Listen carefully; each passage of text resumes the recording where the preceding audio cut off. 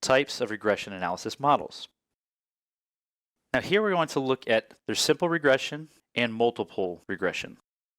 Well, what is simple regression, or otherwise just known as regression? Simple regression depicts the relationship between a single dependent variable and a single independent variable. It considers the independent variable x as quantitative to predict a different variable, also quantitative, variable y, that if there's a relationship is dependent on x. And here we use a straight line, hence linear regression, to fit the data. Now, multiple regression may also be called multivariate regression because variate means there's multiple variables in the model, and those can vary to affect the outcome. So it predicts the value of a variable, that y, based on the value of two or more other variables, those predictors, x. It considers more than one quantitative and qualitative variable, such as a factor, to predict a quantitative and dependent variable y.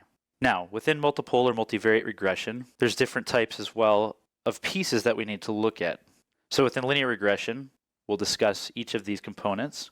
We have simple linear regression, least squares models, the coefficients of multiple determination, the standard error of the estimate, dummy variables, and interaction effects, or interaction terms. Now, nonlinear regression means not a straight line. So what that can denote is that there's a relationship, but it's not linear. It's not one for one in the relationship, which means that it could be a polynomial function, logarithmic function, a square root function, a reciprocal, or exponential.